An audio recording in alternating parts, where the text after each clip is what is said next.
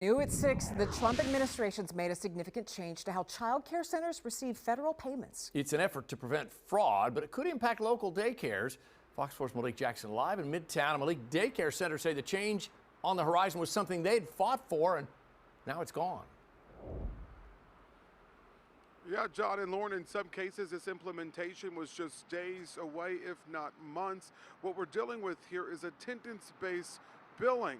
So essentially getting paid for someone attending daycare versus just paying for a spot. A great example of this is when you go to college, you pay for the semester, not how many times you show up to class.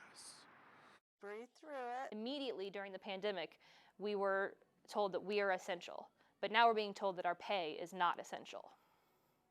Frustration as the Trump administration is scrapping a rule put in place by the Biden administration that was set to take effect in just months, all because of a viral video by a conservative YouTuber that targeted Somalian-owned daycare centers in Minnesota, alleging fraudulent behavior. But since that video has been viewed by tens of millions of people, even celebrated by Trump White House officials, much of it has been debunked. Nevertheless, just one day ago, the Department of Health and Human Services announced this change. They are framing it as, oh, it's a Biden-era rule that would not require child attendance, and they try to make it sound like all this fraud is going to come from this change, and that's not at all what it was intended to do. So instead of states being required to pay child care centers for the amount of kids they have enrolled, paying for the spot, just like private payers do, they will only receive payments after proving the child's attendance.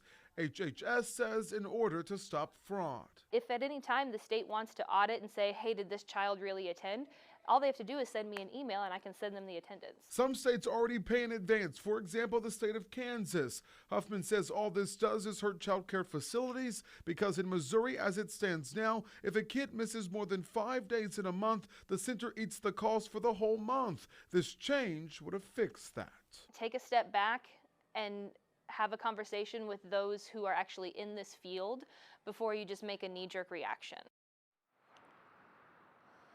And here in my hand right now are some of the emails that the Department of Secondary and Elementary Education for the state of Missouri had sent these child care providers, walking them through this new programming. So to be clear, this is a complete reversal by the federal government. And within the last few hours, I've actually spoke with Huffman, and she received another email, and the payments for December, well, they're delayed, and that's $49,000 of contracted service that she provided that she hasn't been paid for, and payroll is on Friday. Lauren. Malik, how do we see this playing out long term for the people who need it the most?